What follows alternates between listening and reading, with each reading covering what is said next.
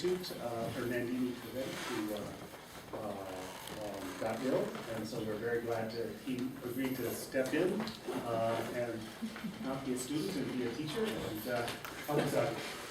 Okay, great. Is there some microphone?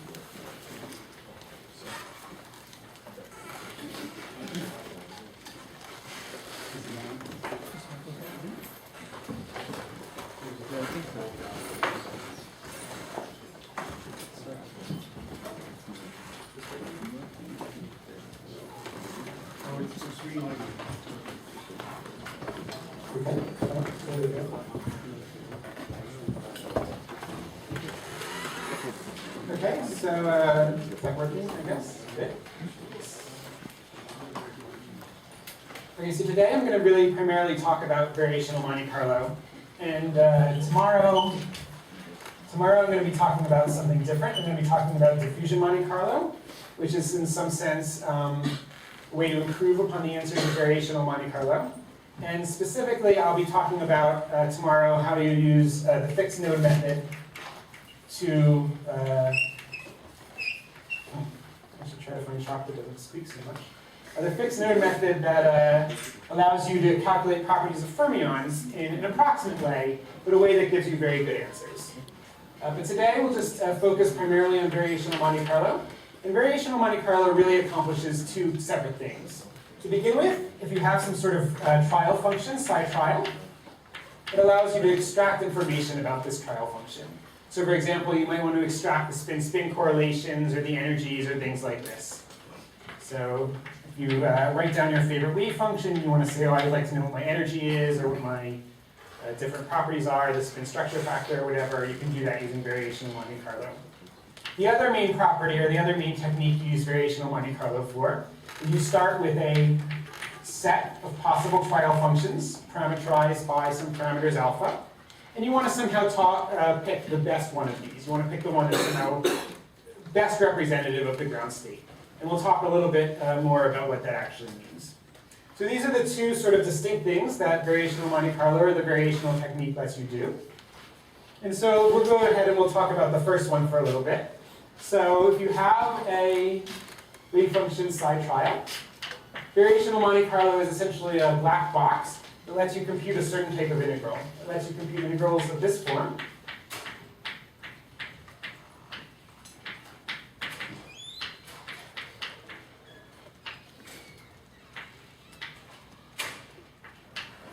So essentially, when you do this integral, you have to pick some configuration, essentially some basis to work in. And then you're going to sample configuration C with this probability, psi trial of squared. And then you're going to be able to do this integral, and this is going to let you compute different observables. These observables are typically going to be a function of these configurations C. So if you have your spin configurations, you can get the spin-spin correlation function. And sometimes these observables will also depend on your trial wave function, psi trial. So this is the general idea.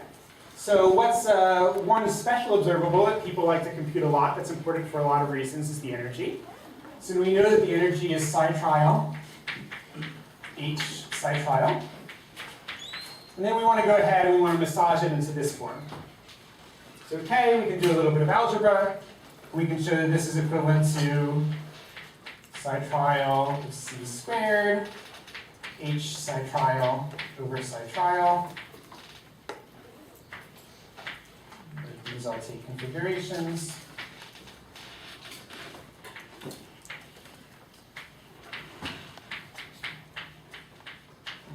This is just a couple lines of algebra to go from there to there. I think it's even in the notes. And so this puts our energy into the form that we want it to be in. So in this case, our observable is this thing. This is our O.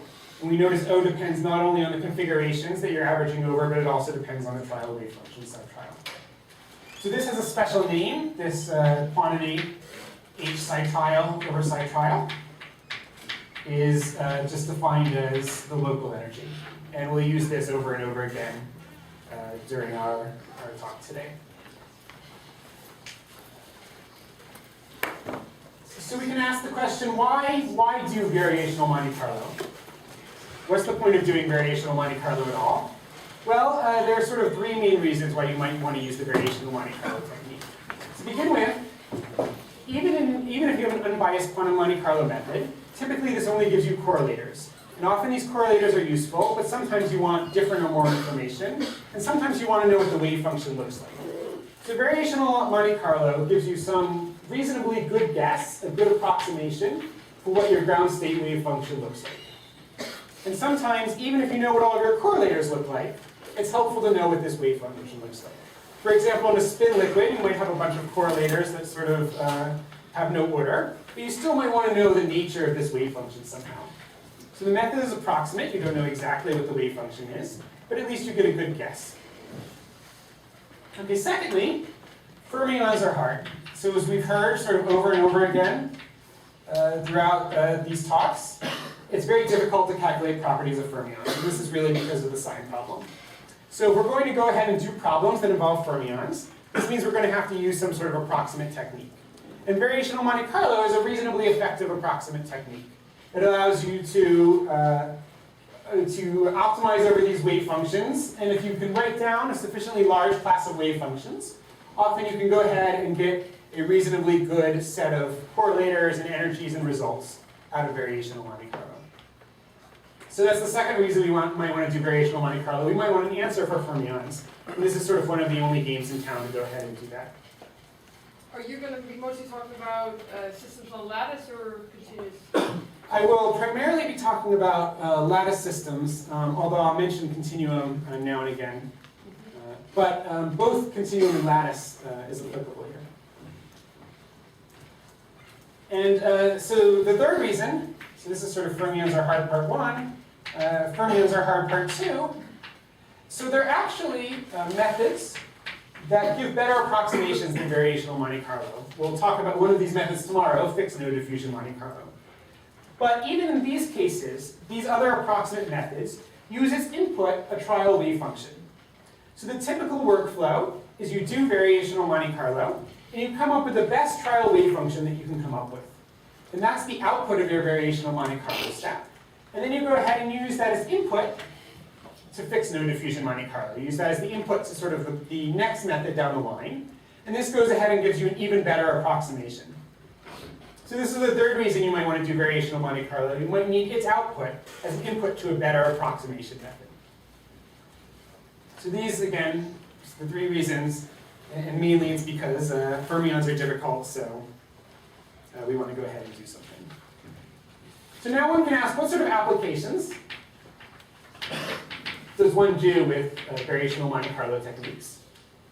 Well, as you might guess, you don't do bosons very often. You do fermions or things that are difficult. And the kind of applications really split up into two different categories. There's sort of what I'm going to call real material applications. What do I mean by this? I mean, these are applications where you start with the electronic structure Hamiltonian. You say, I'm doing del squared plus 1 over r. And you're trying to solve actual sort of quantitative properties of it. You want to know what the melting point of water is, or you want to know the equation of state of carbon, or you want to know something about transitions in sodium. And here, variational Monte Carlo is used all the time. There's really, I mean, you can't, other methods like DMRG and other things don't work very effectively on these sort of things, especially in bulk systems. And often variational Monte Carlo, in fact almost always variational Monte Carlo is used in these systems as an input to diffusion Monte Carlo. The other sort of systems that people look at beyond real materials is different model systems. So you write down model Hamiltonians like the Hubbard model or some spin model with ring exchange or some frustrated magnetism model. And again, you'll often do variational Monte Carlo on these to come up with correlators for these systems. And sometimes you couple this with diffusion Monte Carlo, and sometimes people actually just run variational Monte Carlo and get the answer out of that. So these are sort of the classes of applications that people look at here. So superconductivity, frustrated magnetism, spin liquids, etc. All sorts of things that have sign problems that prevent you from using other techniques. All right, so these are the type of problems you do. So now let's go ahead and let's talk about some of the details of variational Monte Carlo. So we know that at least one part of variational Monte Carlo is just being able to do integrals like this. So one does integrals like this using Markov chain Monte Carlo. Markov chain Monte Carlo is a technique we've seen over and over again, so I'm not going to really explain it in a lot of detail, but I'll just give it to you in the context of how it's used in variational Monte Carlo. So you start with some configuration. This might be a set of spins in a spin system, or in real space, this might be where the electrons are in real space. And what you do is you're going to make some metropolis moves. So you start with some configuration C0, and let's just in general say it's some configuration CI, and you go to CI plus 1, some new configuration. And then you're going to evaluate with the metropolis rule. T, I guess we can call this A.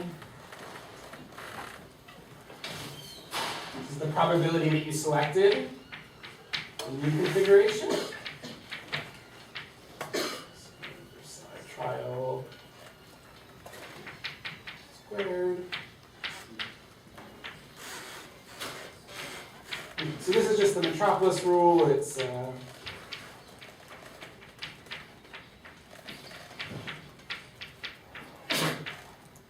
minimum of this in line.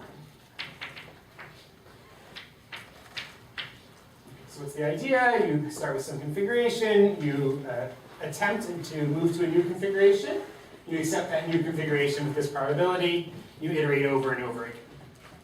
Occasionally what you do is you go ahead and compute observables on your current configuration. Okay, we've seen this in a lot of different contexts. In this case, our configuration is essentially the basis elements that we're using. I should point out, almost any basis works with variational Monte Carlo, although you should be a little bit careful. If you're working in a basis that's not orthogonal, you'll end up having a sign problem. So most of the point of using variational Monte Carlo is to avoid the sign problem. And so if you're using a non-orthogonal basis, one has to really sort of know what they're doing, because sort of by default, you're going to end up with a sign problem. It's easy to see where that's coming from. If you imagine I have some non-orthogonal basis, and I have two basis elements, and I'm squaring it. Just write these as basis elements.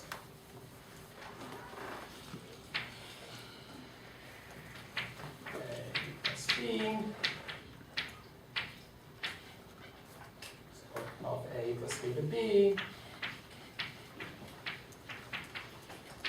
If my basis is orthogonal, this just gives me essentially alpha squared AA plus beta squared BB. But if I have a non-orthogonal basis, then I'm going to get cross terms alpha beta AB, and these cross terms could potentially be negative.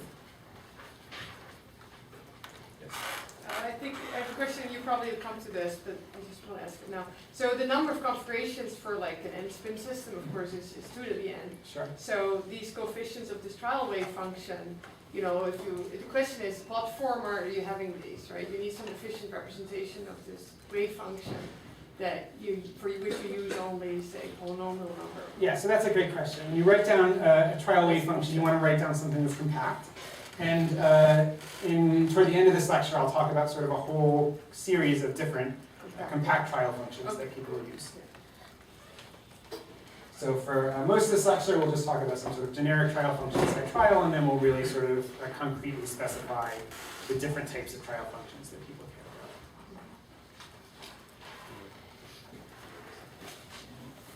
about. Okay, so now I want to talk about, right, the idea is very simple actually, and we've really sort of talked about now how given a trial wave function you extract information. You do this integral, you do the integral using Markov chain Monte Carlo. Okay, that's reasonably straightforward. So now the second part we want to talk about is this. We have a class of variational wave functions, and somehow we want to pick the best one. And so let's start by talking about what we mean when we say, oh, we're going to pick the quote-unquote best wave function from our class. So there are a number of things that you can imagine doing. You know that the true ground state wave function has the lowest energy of any variational wave function. So you can imagine you're just going to choose the psi trial of alpha from your class of wave functions that has the lowest energy. And then you'll say, okay, it has the lowest energy. This is going to be my quote-unquote best wave function that I can pick from this class. Okay. Secondly, you might do something different. If you notice, we define E local over here. Recall E local is H psi trial over psi trial. And E local depends on the configuration that you're, so this is local of some configuration. And in the limit where psi trial equals psi naught, that my trial wave function is the true wave function, you can write this as h psi naught over psi naught, which is just E naught. Okay, it still is a function of the configuration, but it's not really, right? It's E naught independent of the configuration. So my local energy has the property that if I have the true ground state wave function, it's a constant. So the variance of my local energy, so just EL squared minus EL squared. Maybe I have this backwards, I always flip which direction, but the variance of my local energy is going to be 0 in the limit of my best, of the true ground state. So another metric you might use is you might say, let me pick the trial function in my list that has the lowest variance for E local. Again, there's no reason why one couldn't do that. So why would you prefer number 2 to number 1? So Of generically, course, number 2 doesn't necessarily give you a ground state, it just gives you an eigenstate. it just gives you an Could be eigenstate. That's an true, eigenstate. although often you sort of know whether or not you're Yeah. sort of aiming at the ground state or the eigenstate. Yeah, so generically, number 1 is sort of a superior option to number 2, conceptually. If you say, okay, I just want to know what my best wave function is, I really want to minimize the energy. In a second, we'll see that at least if you don't do very sophisticated things, it's much harder to find this than to find that. And number so- 2 can be easier. Number 2, in some senses, can be easier. And that's, in some sense, why people even talk about this at all. Of course, one might just really want to say, okay, I want to maximize my overlap with the ground state, real ground state wave function. Now, this is all well and good, but if you don't know what the real ground state wave function is, that's hard to do. You can use as a proxy of this your overlap with the fixed node diffusion Monte Carlo wave function, which is something that one can calculate with some pain. But this is rarely done. 1, because it's painful, and 2, because it's really only a proxy for this anyway. So in practice, as David was asking, this is really sort of the best choice in some sense, because in practice we sort of know how to do this, and it's conceptually the cleanest thing. But all of these, in some sense, will be used in different contexts. And I should also point out, even if we succeed in doing this, whether or not this is really good for our purposes depends a lot on what properties we care about. So often you can get very good variational estimates for the energy, but things that depend very much on the off-diagonal terms of your Hamiltonian, say the one-body density matrix, can be very poor. So even if you get something that looks like you're very close on some diagonal property like the energy, there are a number of observables that you can get not very well, even in the face of that.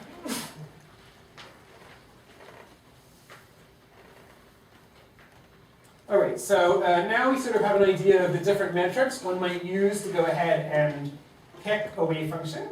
And now the real hard work is to actually figure out if I have a whole class of wave functions, how do I choose the best one? All right, well if I just have one parameter, it's easy. I can just search over that one parameter, do variational Monte Carlo on each one, and extract the guy with the lowest energy, or the metric I'm using. But let's imagine sort of the limit where we have a lot of parameters. We're working in a space where this is very difficult to do.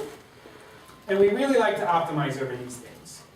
So it turns out that optimization of this sort is still a little bit of a black art. It's not, the last 10 years there have been much better methods that have been developed, but there's still sort of an active research going on finding the best way, given a class of wave functions, to find the lowest energy one in that class.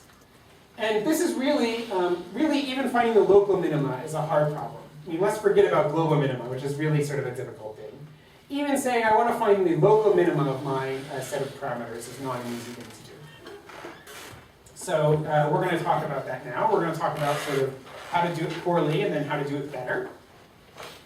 So let's start by talking about how to optimize poorly. And then we'll see sort of how to fix up this idea and optimize better. So optimization techniques have been developed over 100 years or something. So you'd think at this point, at least for local minima, we would be good at finding it. There are these black boxes, there are all these canned programs, and the problem is the following. The problem is these programs expect some deterministic objective function. So variational Monte Carlo, now treat just as our black box. And this black box takes some slide trial, which is parameterized by alpha, and it gives you out some energy. But that energy has some error bar on it. And so our energy is essentially stochastic. And this can wreak havoc with a lot of sort of canned optimization routines. If you try to do something like conjugate gradient or steepest descent or something, this is a little bit of a disaster.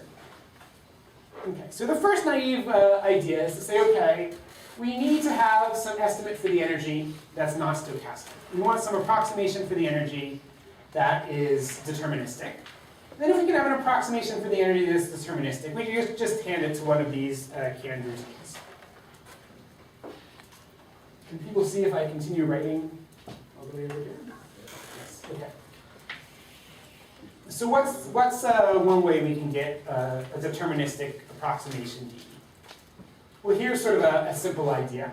We can sample configurations, say 1,000 configurations, from some slide trial of alpha naught. Okay. So we have some starting parameters alpha naught. We'll go ahead and we'll sample a bunch of configurations. Now we know we can approximate the energy. The energy is approximately 1 over then sum over I equals 1.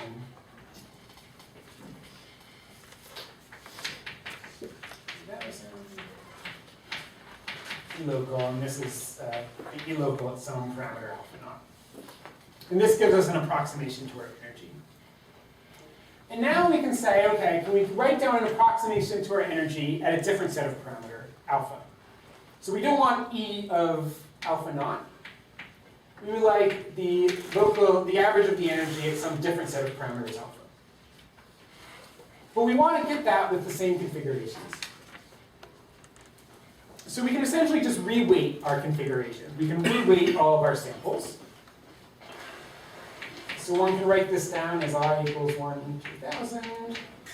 So this is the local energy at our new parameters. And now what we'll do is we'll just take our wave function at our new parameters and reweight it with respect to our wave function at our old parameters. Then we have to fix up the normalization as well.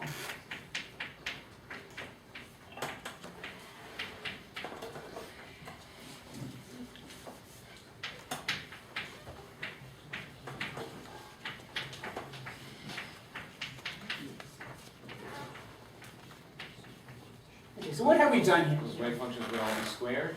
Yes, this is a good thing. All squared. So what have we done here? We've now written down a function, E local, or E of alpha, for any alpha that just uses the 1,000 configurations we started with. We started with these 1,000 configurations, and we forgot about doing variational Monte Carlo, we forgot about sampling things. Now what we've done is we just have a function. These aren't actually equal, right? These are sort of approximately equal. And now that we have a deterministic function, you might naively think that I can just give this to some black box MATLAB code or something, and it will just find the lowest energy. Okay. And this doesn't work, and it doesn't work for 2 reasons.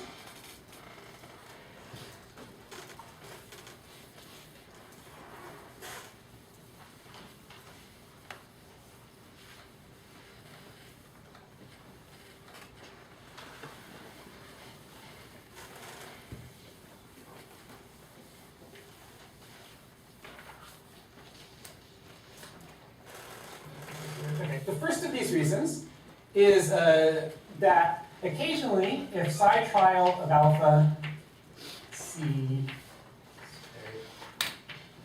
psi trial of alpha naught,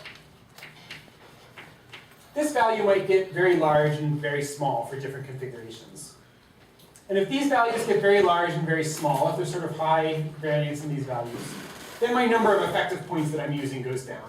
Instead of having sort of 1,000 different points that I get to use, I only have a couple. So this is a problem, but it's not really a fundamental problem. We can go ahead and we can do this for a while. Once the number of effective points gets small, we can refresh and we can do it again. And we do this a couple times, and that sort of resolves that difficulty. Moreover, there's no good reason for this, but empirically it turns out that if you just assume that this is approximately 1, this works reasonably well. So you don't do any of this reweighting. You assume it's 1, and you just go ahead and use your function to find the minima. Then you refresh a couple times. So what does this mean when we assume that this is 1? Well, it means really all we're doing is we're plugging in the new parameters alpha to our local energy as opposed to the parameters alpha naught. So that wasn't so bad. That's an annoyance, but it's not a fundamental difficulty. But, I mean, whether this is true depends on the class of trial wave functions, right? It does, I mean, this is just sort of an empirical That statement. often It turns out that if you ignore the reweighting, you get very close to the local minima, even though there's sort of no formal reason why this ought to work. And even if you want to do reweighting, you can just sort of refresh when your number of independent points get low. This really doesn't cause sort of a fundamental difficulty. Now, there is unfortunately something that does cause a fundamental difficulty. Imagine if I only had one configuration. If I only had, instead of 1,000 configurations, I only choose one of them. What's going to happen when I do this? So I have one configuration, I'm looking for essentially the lowest local energy for that one configuration. What's going to happen is the following. If I imagine these are my energies, and this is my true ground state energy E naught, it wouldn't be surprising that for some configurations, one could find a set of parameters that have energy below E naught. I mean, certainly if I only have one configuration, one would certainly expect that if I twiddle my parameters enough, I'm going to find something way down here. And so then I run my black box, and what is it going to do? It's going to say, oh, this is your parameters that you want. And then you do this again, and it's going to then find something down here and something down here. So obviously in the limit where one configuration exists, this is going to be a disaster. It turns out even in the limit of 1,000 or 10,000 configurations, this is largely a disaster. It's exactly the same sort of thing happens. You undersample the energy. You find there exists energies that are too low. Your optimization black box finds them, and you end up moving to these configurations. And so you end up, instead of finding this parameter alpha naught that you want, these set of parameters, you end up finding parameters that are really way far away in space from where you want to be. So can you repeat, because I didn't understand why, so why do we get all these configurations that have such a low energy?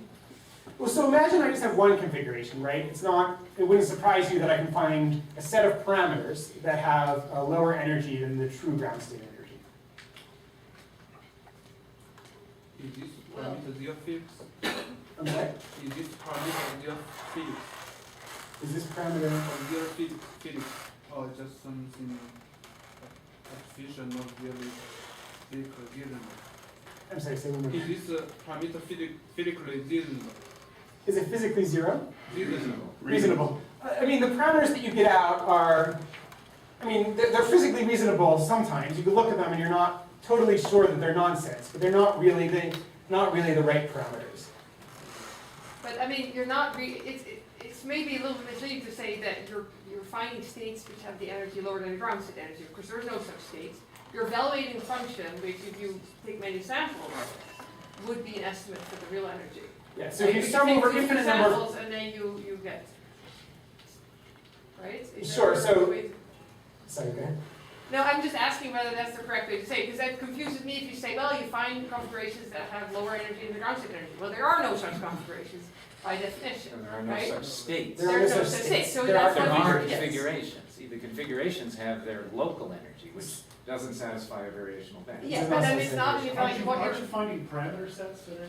You're finding parameter sets for some finite set of configurations that That have lower local energy, this criterion local energy. If I use an infinite number of parameters, even for this alpha, Infinite number of infinite configurations. number of configurations, even for this alpha, it would come up to something like this. But the point is I'm not using an infinite number. If I'm using one or two, it should be not surprising that you're going to find things that are lower. It turns out empirically, even if I'm using 1,000 or 10,000, I almost always will be able to find some set of parameters so that this function, the sum I'm reweighting as well, some reweighting factor, over these 1,000 configurations, will have energy that's too low. Even though if I sum this to infinity, I would have energy that was higher.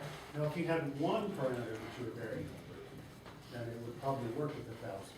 Probably if you had one parameter, it would work with 1,000. On the other hand, The number of configurations has to be much larger than the number of parameters in some. yeah, much, much larger. I mean, if you have 10 parameters, 10,000 is still no good.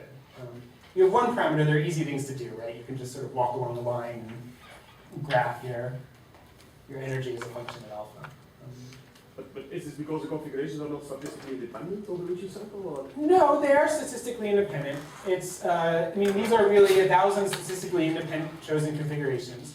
It's just that for a finite sample, for a sample that's not infinitely large, this function can be lower than the ground state energy. There's nothing that prevents this. It's only true that this can't be lower than the ground state energy when this 1,000 goes to infinity. But you would think that the probability that something like this happens is very small, and all of them cannot have low energy if they are statistically independent. Okay, so empirically, you can always find parameters where in fact it's not small. Remember, you have a huge parameter space. So you can always find some place in this parameter space where you can find energies that are too low. I mean, it's not a priori obvious that 1,000 or 10,000 wouldn't be good enough. But empirically, it happens to be the case that it is. So these parameters might have regions of very low energy and very high energy. And it would select these weird parameters that have low energy and high energy by selecting the low energy regions to match your current set of configurations. That's exactly what's going on. So that if you choose a whole new set of configurations, if I use these parameters and chose a whole new set of configurations, I'd probably be way up here. Yeah. Way above, in fact, the ground state energy. And this is the whole problem. These parameters don't at all reflect the thing that I want to be getting to. But so this is a problem with having too few samples, is that what you're saying? Or- You could say it's a problem with having too few samples, but I mean, 1,000, 10,000, I mean, a lot of samples is sort of a disaster, even with sort of half a dozen parameters. So okay, you could describe it that way. You could also say this problem is fundamentally because I'm optimizing the wrong thing. I'm optimizing for sort of the energy of a finite sample instead of the energy of an infinite sample. So this is really a key point. This is sort of what looks like a very natural way to do optimization that works very poorly. And we'll see a couple ways of doing much better than this in a second. So are there any other questions on this? Because I think it's important to understand this before we... Yeah, maybe a question, but so do you know formally, okay, so what you're saying is you're sampling and the average of, you know, if you take that number of samples to infinity, the average is the quantity that you want to optimize it. So what is the I mean, you take a finite number of samples, you get a distribution. Do you know, have any bounds on like how large this variance is? How well it converges to this average for finite numbers? I mean, I don't off the top of my head. I mean, we know that variance is always greater than 0. But I don't off the top of my head have sort of bounds on how well... I mean, you're really asking how many samples do I need well, I to mean, be it's good? independent samples, you expect it goes pretty fast. It depends on how Converges faster, big yeah. a change you need in your parameters, right? If you're sampling with the wave function as co-parameters, you have region of phase space where if your optimization leads you totally different Yeah, place, I mean, this is you true. many. It's going to depend on... But if you're very close to the where your optimal parameters are, then it seems that you could use relatively few. Yeah, I mean, it will depend on a lot of things. It'll depend on where you are in parameter space. It'll depend on what sort of wave functions you're looking at. I don't have sort of formal bounds about how this works. Can I ask another question? Sure. Which maybe is, okay, so this is not directly about variation of Monte Carlo, but more about methods, whether they are combined with methods obtaining lower bounds of the energy. Right? If you have a trial wave function, you compute the energy, you get an upper bound of the energy, right?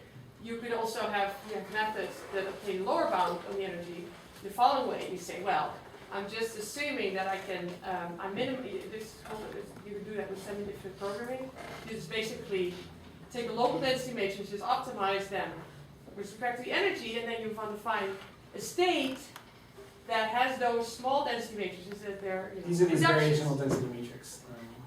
Yeah, so that, and then, for example, you could get the problem is that this problem becomes computationally hard if you look for, if you really want to make these local density matrices consistent over large, over the whole system. So you go ahead and use. So you could say, well, I make them consistent over some range, some neighborhood, and that gives me an estimate on the energy, which is a lower bound, which is lower bound energy. And of course, if you numerically see that the upper bound is equal to the lower bound, you know that you're. So the question is, are these kind of methods used? Because it's a semi-definite program. There's nothing, I think, that prevents it, but in practice, I haven't seen it empirically used very often. Okay. So this is a bad idea. What's a better idea? Well, here's a very naive better idea. Instead of optimizing the energy, what was our real problem? Our problem was we kept getting too low energies. We could optimize the variance of the local energy. So this goes back to your question, why does anyone care about the variance of the local energy? The variance of the local energy is bounded below by 0. It's always higher than 0. And so you can have you can never have this situation. You never get a -2 variance when you choose some subset of the configurations. Okay, so this is sort of a naive solution, but it actually works reasonably well. It's reasonably robust. It's not bad. Instead of optimizing E, optimize sigma. Do exactly this whole same procedure. In fact, in practice, you can often get away with optimizing some linear combination of the sigma and the E. 10% of E, 90% of sigma, this still sort of optimizes well. Okay. That's a naive solution, but that's what people used for a long time. I would say in the last, 10 years, there have been new, better ways of doing optimization. And I'm going to go ahead and I'm going to talk about them now. So some of these better ways are somewhat complicated. So I'm not going to actually tell you all the details, but I'm going to tell you a couple tricks and give you an idea of why these tricks are important to do the optimization effectively. And there's sort of two generic approaches. The first generic approach is to try to solve this problem. We were optimizing with respect to a finite sample, and that's what was really causing us trouble. In some sense, we would like to try to optimize with respect to an infinite sample. So this first trick that I'm going to tell you about is a trick about variance reduction. So even if you don't actually care at all about optimization or variational Monte Carlo, you should still pay attention to this trick, because this is sort of a useful trick throughout all numerical methods, especially all kind of Monte Carlo numerical methods. This is sort of, in my mind, in the same class of tricks as optimization ensembles or smart cluster updates. Variance reduction is sort of a category of tricks like this. And it's just sort of something that should be in your numerical toolkit. So even if you don't care about anything I've said so far, you should at least pay attention to sort of the trick that I'm going to introduce. So we have this average energy, and we can take a derivative with respect to the parameter alpha. So you imagine we have that derivative, we can sort of do steepest descent or conjugate gradient or any of these things. And there's some algebra, and I'm not going to write out all the algebra. Let me just tell you what the answer is. So my notation is that psi of alpha is defined as d d alpha of psi.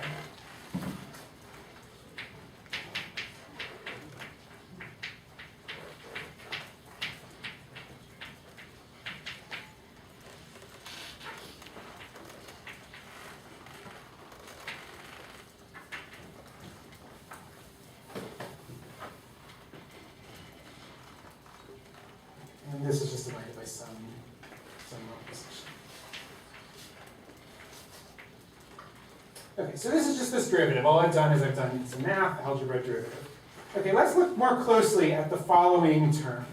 So this times that. Okay, let's just pay attention to that term for a minute. Maybe I will start actually over here.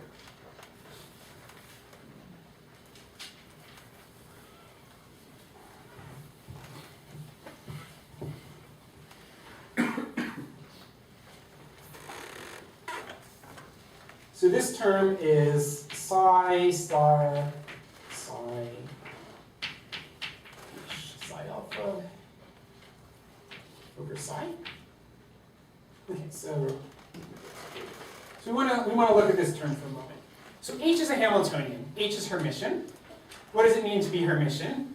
It means that we can either act it to the right or act it to the left. These are both equivalent things. So let's go ahead and let's change this to psi star psi h. psi alpha over psi. And to do this, we use the hermicity of H. All right, and then we can rewrite this in a slightly simpler form. I'm sorry, I'm confused with the notation. What is psi d? Is that a wave function? Psi is a wave function. What is Psi that? alpha is the derivative with respect. So what is one of the psi? What do you mean to divide by psi? So really, this is living in some integral. These are all You're all not have doing different configurations. operators, right? They're just all functions. They're just functions. Okay. So this is living in some integral. So I was using sort of shorthand, but this formally just means this. And then I can just do algebra, and I can write this as psi alpha over psi, h psi over psi, psi squared. Okay, what is the point of this? Looks like all I've done is I've done some algebra. This is our local again.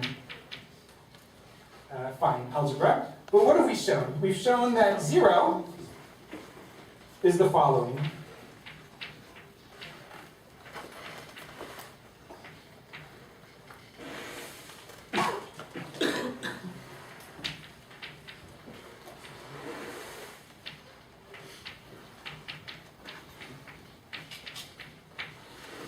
Okay, I know 0 equals that. Okay, why do we care? Why is this at all relevant?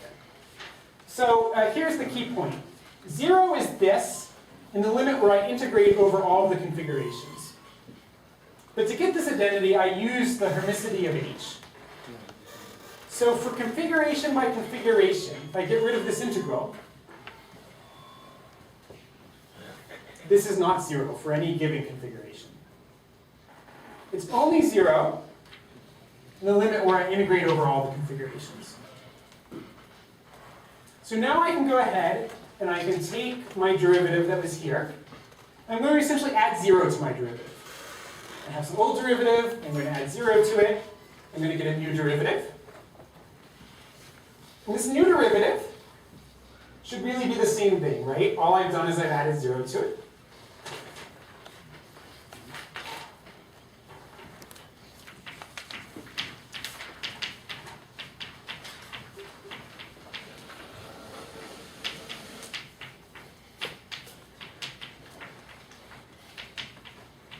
Over some normalization. Okay, these two derivatives over here are the same thing, except for they differ by 0.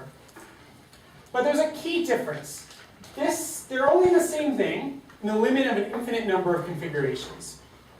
They're not the same thing if I only have 1,000 configurations. If I only have 1,000 configurations and I want to do the actual gradient of my 1,000 configurations, I have to use this thing over here. I do say finite differences and I make sure my derivatives are really right. This is going to be correct. And this over here is not going to be correct. Now, okay, this seems sort of semantic, but it really is sort of key. Because essentially what we've done is we've added 0, and we have changed the variance of our system significantly. So the variance of this thing over here, even if I'm close to the right psi naught, let's say I have psi naught in here, the configuration by configuration variance is going to be large. For one C1, it's going to be 20. For another C2, it's going to be 83. This was sort of the problem. This is why we were undersampling, that I could get some set of configurations, and I could get something that was too low, because there's a lot of variance for different configurations. Over here, if I have the right C naught, we know that the E local is equal to E when I have the right C naught. So if I have psi naught. If I have the exact right ground state wave function, this has 0 variance. This is, not only does it have 0 variance, the derivative is 0. So what does this mean? This means that if I'm using this guy, and I start with the right answer, I don't go anywhere. But if I'm using this guy, and I start with the right answer, I start wandering away from the right answer, if I'm only using a finite number of configurations. So what's sort of the point here? The point is that you should always look for a way to reduce your variance. Often you can add 0, you can add something that doesn't change the answer, in such a way that the variance, configuration by configuration, is much smaller. And this makes a huge, huge difference in your Monte Carlo. all of a sudden we went from being able to not use this naive technique where we optimize the energy, to switching over to a different gradient, which seems like a very kind of trivial change. And now you can use the naive technique. You can essentially do a reasonable job of optimizing the energy in this way, because this gradient that you're using is not the gradient of your finite sample. It's somehow a better estimate of the gradient of your infinite sample. I'm not sure why you call this variance. I mean, what you do is you find a better optimization algorithm that is tuned, I mean, like what you say, better gradient that's tuned to having a finite number of samples. Right? So that's it doesn't one. change the variance of these ELs, right? I don't know if I understand. It's changing the variance of your gradients. In some sense, these gradients here, Oh, it's changing those variants, okay. the variance is much smaller. In fact, when I have the true sign not, the variance is 0. Yes, okay. As a generic principle, a lot of times you'll have observables that come out of Monte Carlo. And you can add 0 to these observables, some sort of quantity that's equal to 0 in the infinite limit. But that gives a much lower variance than you had before. This is a technique that one can actually use over and over again. Right, alpha could be volume, and you could be calculating pressure, for instance. Sure, this is another good example. So it's not just an optimization, it's all over the place. All right, so I haven't told you everything there is to know about optimization. I've just told you sort of one trick here. There's another trick that I'm going to skip, but you can read about it in the notes if you want. I'm going to tell you actually about another generic approach. So this approach is sort of this flavor, have really been pioneered by people like Cyrus Umriger and Sandra Sorella and people like this, and have been used widely in the last 5 years. There's another approach, sort of another generic idea, and I'm just going to say a couple quick words about it. So, what about why this works better than variance? Than minimizing the variance? So in terms of robustness, it's about the same. But the point is that minimizing the energy is sort of conceptually what you want to do. And this is letting you really minimize the energy and not minimize the variance. So it's not more stable. It's not that it breaks more often or not. It's just that you're sort of minimizing the thing you want to minimize. And In practice, it tends to work better. That's confusing. It seems like you're saying that you found like a way of estimating the alpha of E that works better in practice when you're sampling that has like lower variance. But what about just the energy itself? I mean, you just found a good way to estimate the derivative of the energy. Yeah. So as long as you have the derivative, you can use one of these optimization techniques that essentially just walk you in the direction of the lowest energy. Okay. So really, that's sort of the key thing to be able to do for the optimization. Okay, so it's like you just need to know which way to go. You just need to know which way to go, and then you're okay. What about doing stacking and So all of this I'm talking about is essentially to get to the local minima. I mean, you'd think that would be an easy problem, but even the local minima is hard. Okay. Okay, so let me just say, the global is very hard. Let me say one more thing about local minima. Another thing you can imagine doing is you can imagine, look, let's just sort of use a very, very noisy gradient. Let me just calculate my gradient on 2 samples, 1 sample. Step in that direction, and then choose a new sample for my Markov chain. Calculate the gradient, step in that sample, step in that direction, and do this over and over again. So if you do that, you might believe that you're sort of avoiding this undersampling problem, because maybe you're heading for this parameter down here, but you only head sort of 1 step toward that parameter, and then you've totally changed your configuration. And once you've totally changed the configuration, you can imagine this is my E0, this guy is no longer any good. And so you imagine that if I refresh every configuration or every 2 configurations, I sort of stochastically head in the right direction. That I don't have this undersampling problem. Okay. So is there any reason why that ought to be sort of a sensible thing to do?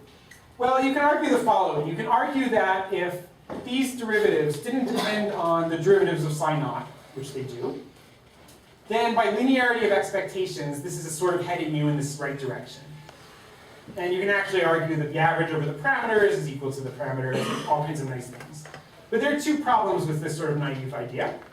One, this derivative does depend on more than just the energy. It depends on the wave function. And 2, if I do this as I've described, I end up shooting myself into nowhere's land. So I look at the gradient with respect to 1 configuration, And occasionally it's going to be like 10 to the 10. And then I'm just sort of somewhere totally lost in parameter space and I'm in trouble. So naively, this doesn't work, just sort of making a stochastic step for a very small gradient. But instead, what tends to be done is the following. For each parameter, so there are a bunch of parameters, alpha 1, alpha 2, alpha 3. So for parameter alpha 2, calculate the appropriate gradient. So really it's not a gradient now, it's just sort of a derivative for alpha 2. Calculate this. And then instead of heading in the direction of the gradient, just head in the right direction. So we either want to make this parameter larger or smaller. So take your old parameter and make it larger or smaller by some small delta. Maybe you have an R here that you sort of ramp down over your simulation. And so there's no really great reason why this should work. I mean, intuitively what's going on is for each parameter, you're sort of stepping close to the right direction. And you're not getting ever too lost because you're only stepping very, very little each time. This tends to go by the name stochastic optimization in the physics literature. Although stochastic optimization means something much closer to the first thing I described in the machine learning literature. So depending on where you're looking it up, it might be different things. But in practice, people like Sandvik and others find that this works reasonably well. I have no idea, it's sort of mysterious, I think to everybody why this works reasonably well, but in practice it tends to. So this is a much simpler method. On the other hand, in some sense it converges a lot slower in certain cases. Here you're using sort of all kinds of intelligent things about the infinite sample and playing all kinds of smart games, and you can move sort of much larger steps and much closer to the right direction. Here you've got to step very, very tiny steps, kind of, sort of in the right direction. And you eventually sort of robustly get to the right place, but it's a little bit slow. All right, so that's all I wanted to say about local optimization. Let me say just one word about global optimization. Global optimization is hard. I mean, local optimization was bad enough. It turns out that at least in a lot of the systems that I've looked at and other people have looked at, it's not all that common that the global optimum is the required one. Well, why is that? One, partially because the wave functions we write down don't have too many local optima. I mean, certainly people do, and you can, but often they don't. Secondly, you often have some reasonable guess, a good idea where your parameters start. So if I sort of know where I should be, then all I have to do is find a local minimum. Finally, a lot of these methods are a little bit stochastic. And so you have a lot of very shallow local minima. You sort of just tend to get thrown out of them anyway because of the stochasticity of the method. So this is all I wanted to say about global optimization. As I said, I think it's very rarely done. You could do some sort of simulated annealing. You could play other games like this. I don't know that it's done very frequently. Okay, so does anyone have any questions about optimization before I start on a new topic?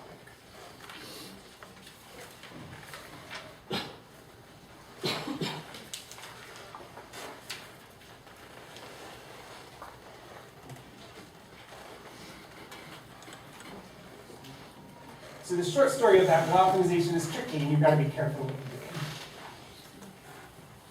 So now what I'd like to talk about is I have a small question. Yes. So nobody ever took the second Jacobian or something like that, right? People do. People sort of play games where they estimate the Hessian or things like this. And these are sort of generalizations of these things. So there are zero variance terms that you can add onto the Hessian to minimize the things of the Hessian. And so you can play all sorts of games like this. The Hessian has a lot more parameters, and so other things have to sort of be worried about. I've sort of just introduced the zeroth order of approaches in some sense. What's most often used for lattice systems? Well, it depends. For things like matrix product states and things, if you're going to do variational Monte Carlo over them, people tend to use the stochastic optimization. So this sort of random movement. If you're doing... Is that just for simplicity? Well, I would say it's a culture thing. I would say that there are groups of people like Sandvik that like stochastic optimization. There are groups of people like Sandro Sorella, who you know also does lattices, that they like something much more similar to this. And so it really depends who you're working with, what optimization technique. And I've never really seen, so I know Sandvik has done some comparisons, but I have never actually really seen a comparison where you use sort of the best sort of methods that optimize the infinite sample with the best methods for stochastic optimization as sort of a head-to-head comparison. Great. Any other questions? So now I'd like to talk about wave functions. So everything we've talked about so far has been pretty abstract. We've really just talked about a wave function. And now we want to talk about what wave function. So this goes back to the question. So there's sort of two properties we really would like a wave function to have. Property one is we like to represent it compactly, some polynomial number of parameters. And property two is we'd like to be able to calculate properties in this wave function quickly, say the average energy. These are really the two properties we'd like things to have. Sometimes there are interesting wave functions that people work on that don't really have these properties. So PEPS is an example of a wave function that one can only approximately calculate the energy, that it's hard to actually calculate the energy exactly. And yet there's sort of a lot of interesting work going on in that. But in general, if we have a wave function, we really would like to be able to do these two generic things. Okay? So what sort of wave functions might we imagine writing down? Well, let's start with sort of a simple limit. Let's imagine we have 3 fermions, some sort of independent particle, and maybe they're in some external potential. What kind of wave function do we get out of that? We get some determinant, m, where m, the ith element of m, is phi I. I'm going to write r here, but you can think of r as your favorite basis, as you'd like. And these phi i's are just orbitals in 3-dimensional space. So there are n of these, phi 1 through phi n. These are each just 3-dimensional functions. They eat r and they give you a number. And they live inside of our determinant. And so this might be something you get out of mean field theory, or Hartree-Fock, or density functional theory, or half a dozen other things. But this is essentially an independent particle wave function. Okay, now let's think about the other limit. Let's think that you have some sort of Hubbard model or something with a very large U, things that have very strong correlations that are sort of exactly the opposite of independent particles. What would you want to do in that case? Well, really, if you have sort of an infinite repulsion, you want to ensure that 2 particles never end up in the same spot. So I should point out this is really the determinant of m spin naught times the determinant of m spin naught. So then what you'd want to do is you'd want to sort of disallow configurations in the Hilbert space that have spins or particles that end up on top of each other.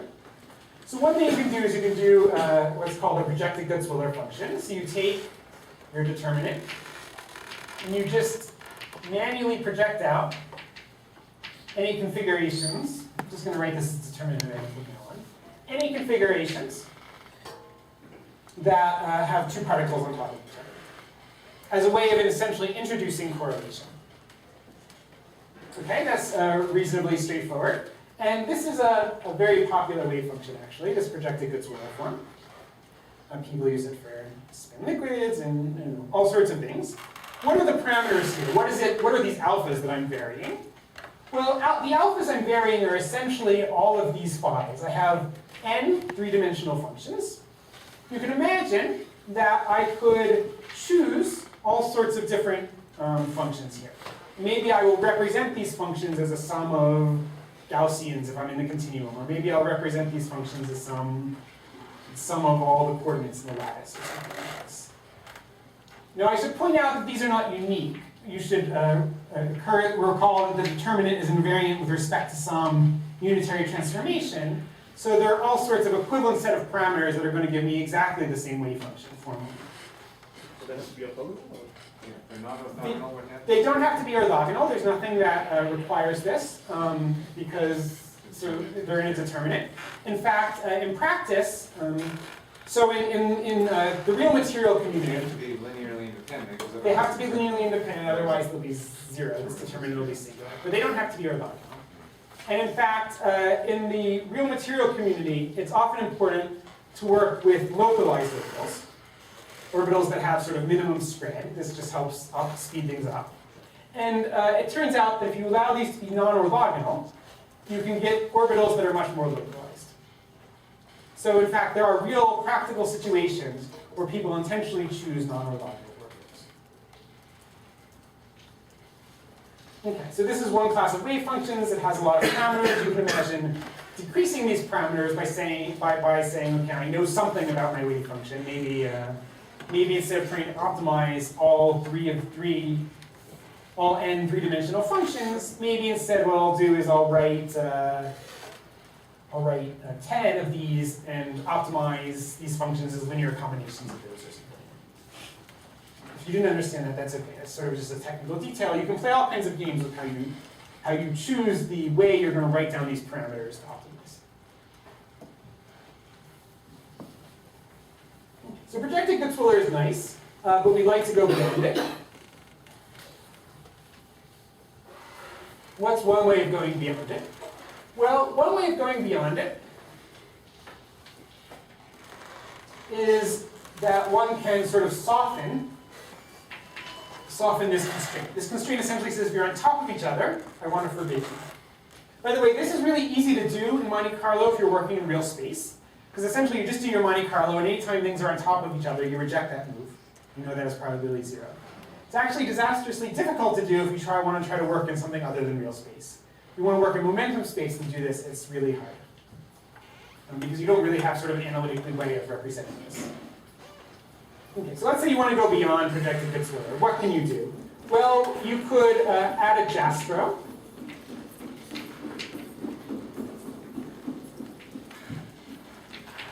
So what's a Jastro? A Jastro is essentially a function like this, where all of these u's are functions that are real. And so, okay, you have a function as such. And if you choose this function so that u2 of Ri minus Rj goes to infinity, I'm sorry, u2 of 0 goes to infinity, you'll recover a projected Gutzwiller. This essentially says if you have two things on top of each other, restrict it. But this essentially allows you a lot more generality. Yes? I have a question, maybe it's a tricky question, but I'm a bit confused. So, in this projected Gutzwiller, of course, there are other, there are various ways. You can do any projection, basically, I mean, in some projections may give states for which you cannot estimate the energy. But one question I have is that, is it clear that it's still, that you're not getting another determinant? I mean, is that the projected state not a single Slater determinant? Yes, that's a great question. Because I actually recall work that I've done that relates to this, that we actually did show that it was maybe Slater determinant or a combination of those. Okay, so this is a good question. So a sum of Slater determinants is always a complete basis. So I can always write any wave function as a sum of enough Slater determinants. So one can ask, can I represent this, though, by just, say, a single Slater determinant? Probably one might be able to cook up a case where, in very specific ways, one could. But generically, I think this is always not true. Maybe there's a pathological case otherwise. I know, in general, that this Jastro factor, let me say one more thing. This Jastro factor is definitely not representable. So we're going to have a Jastro times a determinant. This is definitely not representable by a small number of determinants, generically. In fact, one might say the biggest difference between quantum chemistry and quantum Monte Carlo is that quantum chemistry tries to represent their wave functions in exactly this way, as a sum of a zillion Slater determinants. In quantum Monte Carlo, you capture much of that correlation that you get from the sum of many determinants in this Jastro factor, or ostensibly in this sort of projected Gutzwiller form. Why do they do it differently in the two communities? They do it differently because the quantum chemists tend not to do Monte Carlo. With Monte Carlo, it's easy to evaluate things like these Jastros.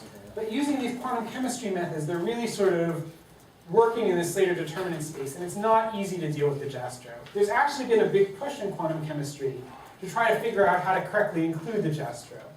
Because it turns out that you can solve the two-body problem for two particles coming close to each other, and you get some sort of cusp condition in real space. one can explicitly include this cusp condition correctly in this part of the Jastrow. So one can sort of put this analytical piece into the wave function that you know about.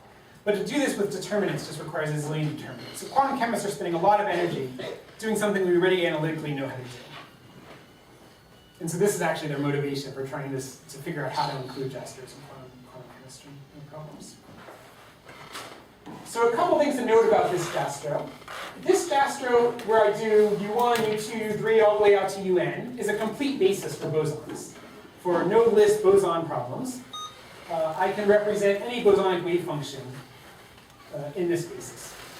So really, you can think of the Slater-Jastrow form that I've written down here as some bosonic wave function times some fermionic wave function, the Slater determinant.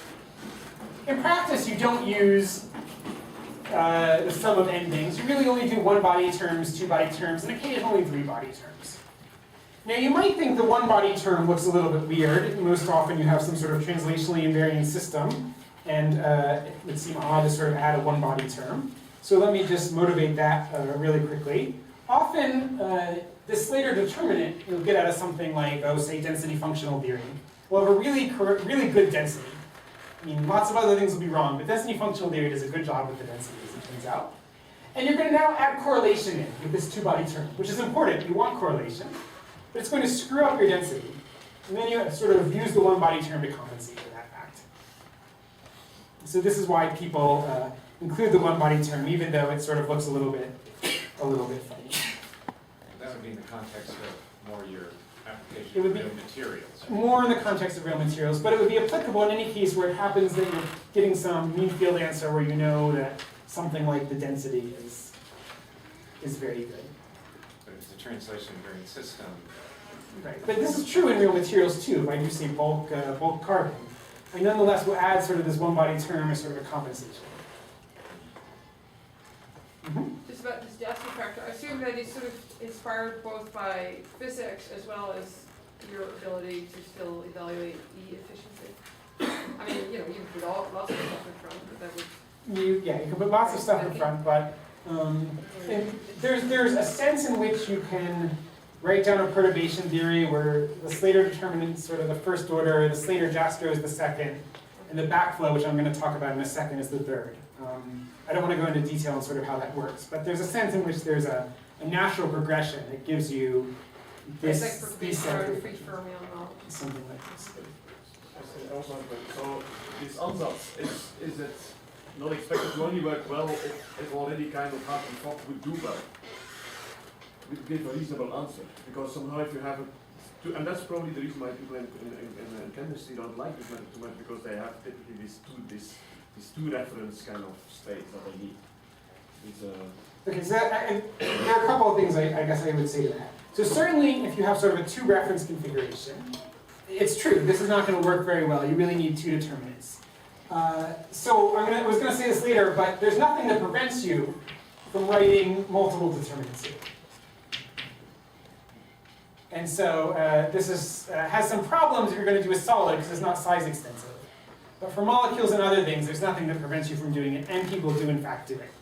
To sort of answer your question more generally, certainly, what is this doing? This determinant is fixing the nodes of your trial function. Insofar as the nodes are good, fixed by this, then this is not a bad form. This is really sort of optimizing your amplitudes. But yes, if this has horrible nodes for whatever reason, then no amount of twiddling with Jastrows is going to save you. The parameters in here, by the way, are just these functions. These are essentially, it's a 1D function, 1D function, 6D function. These are just essentially functions. You parameterize the functions somehow, and you work with them. This is all I wanted to say about Slater-Jastrow. So let's say you want to go even better. So this, at least in the, let's say, real material community, electronic structure community, is what people have been using for the last, 40 years. Slater-Jastrow is sort of the workhorse of that community. And in the last, let's say, 5 or 6 years, people have said, okay, we're good at this. Let's try to go beyond it. Let's try to do something better. So what are better things that you can do? Well, one thing you can do is essentially you can do a BCS wave function, a projected BCS wave function.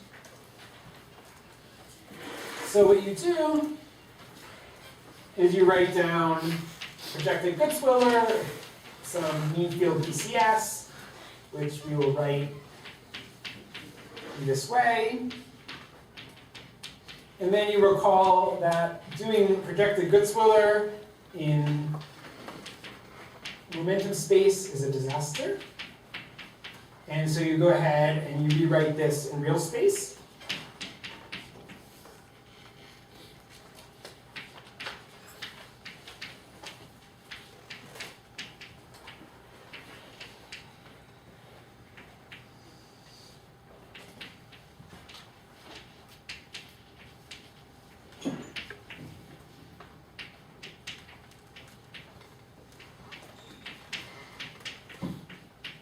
You write it in real space. Effectively, this is now a determinant, but it's not a determinant like over there. There you had a determinant that was orbitals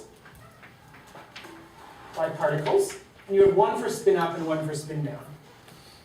This is a determinant that's spin up by spin down.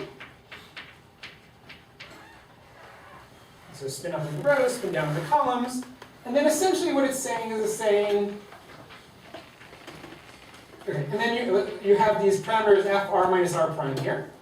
And essentially what this is doing is the following. You can just think of this wave function the following way. I have a bunch of spins.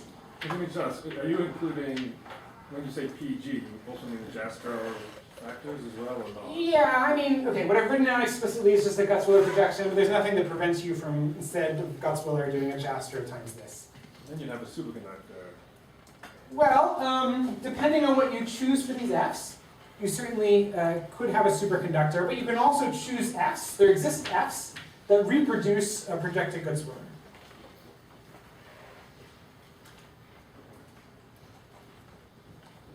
The pair functions that vanish. The pair function essentially vanish. So this certainly does include superconductivity as one of the.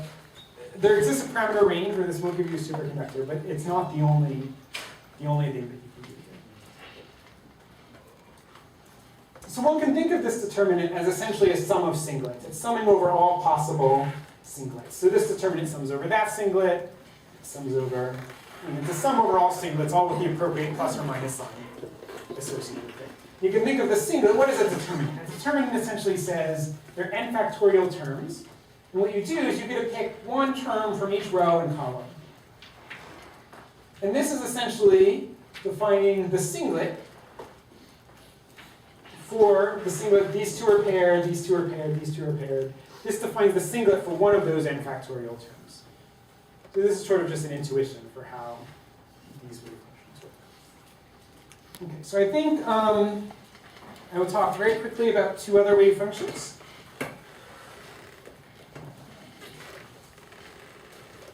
So quantum chemists are using these PCS? Yes. In fact, in quantum Monte Carlo, people sort of in real materials are using these. And they're, as I said, this is a newish thing. This is not something that has been done for decades, but this is now it's being used. Do you understand the physics of what physics that's capturing? Obviously for a spin liquid, I can see why it would be sensible, but Well, in other I mean, contexts. so one thing you could say is If you it's could not a say, superconductor or a spin liquid, why would this be a good idea? well, I think one thing you could say is the following. There exist parameters that give you the Slater determinant, the projected Goodswiller, or Slater Jastrow. And so as you sort of tune away from those parameters, you're getting a sum of many determinants. All of them that are sort of reasonable-like. You're essentially getting many reference points, multi-reference configurations, at the cost of a single determinant. As to, I mean, I don't know if that really has answered your question as to physically why this works. Empirically, I mean, Slater Jastrow gives you 95% of the correlation energy, where the correlation energy is essentially what DFT is missing. This will often, for many systems, give you an extra 2 or 3% of the 5% you're missing. But does this contain Slater Jastrow? It contains Slater Jastrow. The world looks like this. So you're saying it's just a bigger set which includes that, so Right. it can't be worse. Can't be worse. Okay.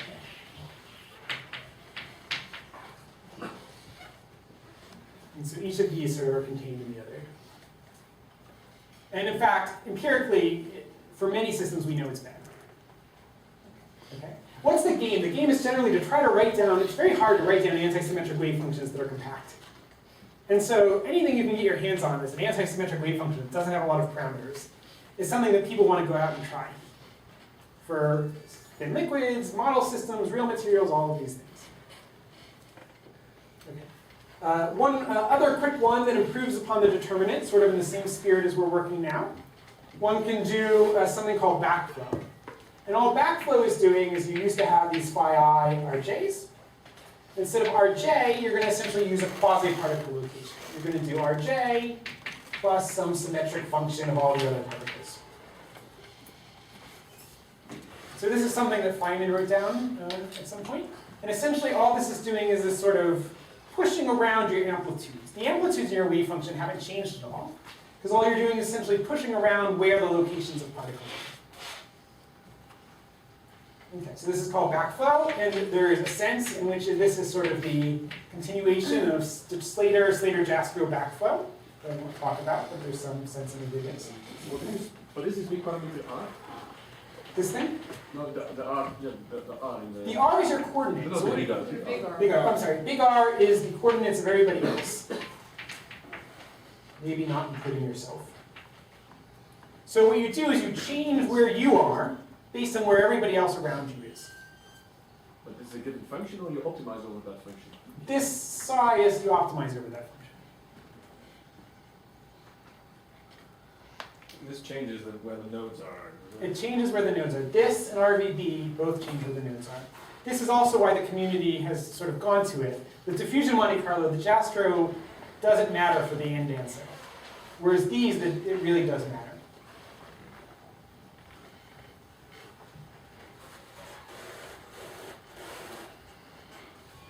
All right, so I have two more things to say. One more wave function, and then a quick word on fast updates.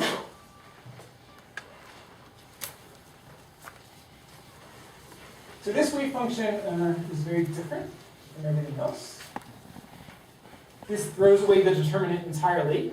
Let's think about this in the context of spin systems, although it also can be thought about in the context of fermions. And so this is known either as Hughes-Elsar, Hughes after David here, or these days it's mainly been called correlated product states, and Garnett-Chan has been a big proponent of this wave function recently. And so what you do is you write down the following. This has no determinant at all.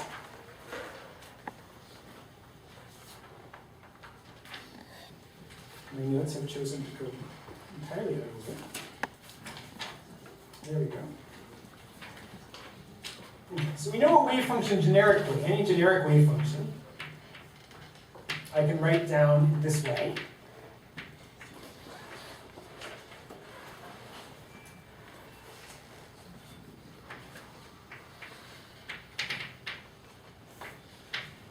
So there's a generic wave function. Just say for each configuration, for each thing in my Hilbert space, I'm going to put an amplitude on it. Okay, well that's a lot of parameters, but all well and good, a generic wave function. And now what I can do is I can say, okay, I'm going to go ahead and I'm going to decompose this set of parameters into something simpler, something that I can do more easily. So I'm going to say psi of n1 and 2 all the way up to nn is equal to product over I, C and I, the product over I and J, C and I and J.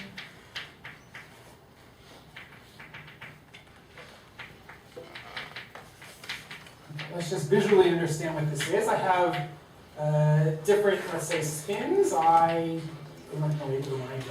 I have different spins, a bunch of them, maybe in a 2D lattice. And then I want to know the amplitude for some set of these spins. So what I do is I look at all pairs. That's this term here I'm describing. I look at all pairs. And for each pair, let's say this pair, it's assigned some scalar value. So if it's up, down, it gets some number. If it's up, up. If it's down, down, it gets down. And then for this pair it gets a number, and this pair it gets a number. This should remind you a little bit of the spirit of matrix product states. And so in the limit where this goes not only to 1, 2, 3, but all the way out to n, you retrieve a complete basis. But if you believe that somehow the physics is local, then you would imagine that doing this would allow you to get very good results. I should point out that these C's, unlike the Jastros, can be complex, real, everything. So this really lets you change the nodes directly, just sort of in this thing. And you can use this, you can represent quantum Hall states, you can represent all sorts of things in this generic format. And what's nice about this is just that there's a small number of parameters. You can imagine for this, there's something like 4n squared parameters. And they're easy to optimize, because in some sense they're local with the wave function. Yeah, maybe you could say something about, I mean, you want to normalize the wave function, right? And you want to calculate energy. Is that, because PEPS is not, you know, Yeah, right, so for general PEPS, that has the same potential problem? okay, so good question. So, okay, the normalization Monte Carlo largely deals with, so let's not worry about the normalization. But things like the energies and the observables here is very, very easy. I mean, in total contrast to PEPS, which is not doable, actually, in polynomial time. This is not only polynomial time, it's easy. It really is not a hard thing to do. And so one of the motivations for this is that this is a very natural 2D and 3D wave function that allows you to get reasonably good energies by just varying over a lot of these parameters, and is easy to work with. Everything's on a diagonal basis, everything goes through very nicely. What about, you know, the free fermions, for instance? Is that hard to get the right anti-symmetry? I think one has to be careful to get the right anti-symmetry, much like in all of these methods that sort of look like this, one has to be careful with the anti-symmetry. I believe it can be done, but I think people have really worked hard on spin systems, frustrated magnets, things like this for these things. They have not worked and have not had as much luck with fermionic systems properly. So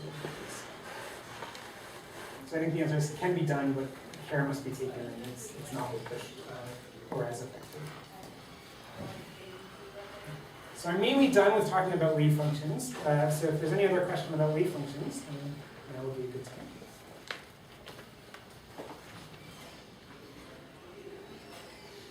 So one final thing, my last 5 minutes here. We're just going to talk about fast updates. So if you're going to ever implement any quantum Monte Carlo that has to do with fermions, that involves determinants, so variational Monte Carlo, diffusion, continuous time, Hirsch-Fine, any of these, this is a useful trick to know. If you hate Monte Carlo and never going to implement it, you can not pay attention. Okay, so how do fast updates work? Well, what's the deal with Monte Carlo? The deal is the following. You often have some determinant, and you're changing your configuration. And when you change your configuration, you have some other determinant. The Monte Carlo rules are going to take the ratio of these two determinants. All right, so this goes by the name of Sherman-Morrison too. So many of you, I'm sure, already know this. If these determinants will often differ just by one row. So if you imagine I do a Slater determinant, and I change particle r, then these two things are going to differ by a single row. And I want to take the ratio of this determinant by this determinant. So naively, what do? Well, I evaluate this determinant at cost order n cubed, I evaluate this determinant at cost order n cubed, and I just divide them. This is a bad thing to do because it's slow, and it's not numerically stable. If these determinants are large, this will not work very well. So instead, what you're going to do is you can say, well, this is equivalent to 1 plus, I guess I should tell you what the symbols mean first. So really, I'm going to write this as determinant of m plus ek u transpose. This is just a fancy way of saying I'm adding on a column. So this ek is, I have all zeros except for a 1 in the kth spot. And u is the difference between these two determinants. So not the determinants, between these two rows. So it's this minus that. That's what u is. So this is just to say this determinant. It's this guy plus the difference over the determinant of n. So we have pictures in there. This equals 1 plus mu transpose m inverse. Okay? So this is just the kth column of m inverse dotted against mu transpose. So this is very, very fast. But you need to know m inverse, which we don't know. This is more numerically stable, so if you've got to do a ratio of two determinants, it's generically better to just compute m inverse and then do this. But you can do even better in Monte Carlo. You can just keep track of m inverse the entire time. So one keeps track of m inverse using the Sherman-Morrison formula, which says my m inverse changes in a following way.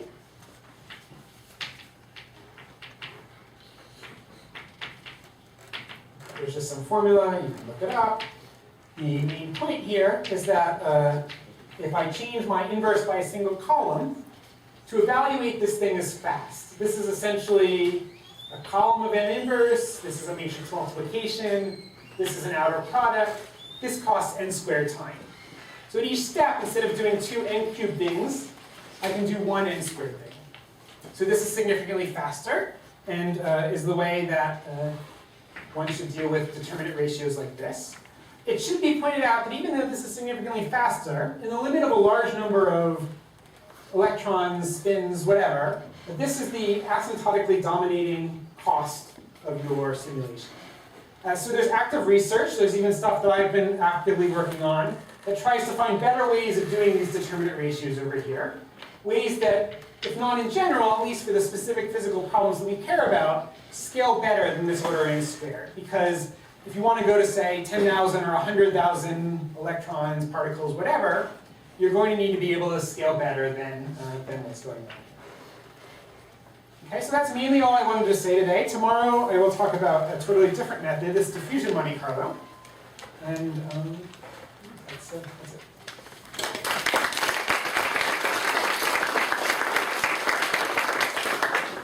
Yes?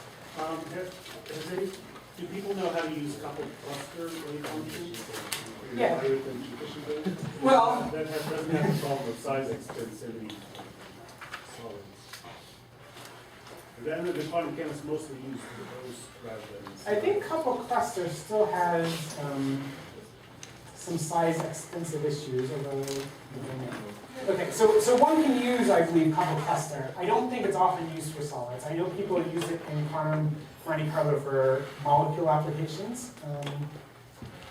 But maybe I can comment on it. These coupled cluster methods are not variational.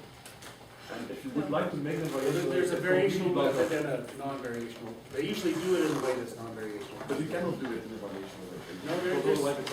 But it doesn't really matter if it's variational or not, because you're going to plug them into quantum Monte Carlo, you're going to stick parameters on them, and then you can vary over the parameters in Monte Carlo. So all it's giving you is sort of a good starting point. So I haven't seen many people do it for solids before. Yes? These variational wave functions that people use, are they all typically in the same phase, or can you interpolate between different quantum phases? That's a great question. So a single variational wave function, you'll often be able to, let me rephrase, a single class of variational wave functions, alpha, you'll often be able to interpolate between different phases. So for any given wave function, you're stuck in a phase, right? But these wave functions have a bunch of parameters in them, and you'll be able to sort of change phases as you choose parameters. And there's no additional difficulty with having those kinds of wave functions which interpolate between different phases? Most of the wave functions I've written down here don't have a hard time representing two different phases with two different set of parameters. This is not a generic true statement. You worry that it's better for one phase than the other. You can worry that it is often better for one phase than the other. And in fact, I mean, certain wave functions will be especially bad for certain phases. So you wouldn't want to, and you have to think carefully. You can't just sort of pick one. But often what you can do, right, is you can write down everything you can think about, and then just optimize the energy of everything. And then you're in good shape. Now, one does have to be careful. I think maybe Steve was alluding to this. If you're worried about sort of transitions, if you want to know exactly where a line was, and you're really good at optimizing, say, a liquid, and really bad at optimizing a solid, you're going to get a wrong location in that transition because you're just going to be finding lower energies than you should for one than the other. And there are games that people try to play to sort of deal with the fact that maybe one is easier to optimize than the other.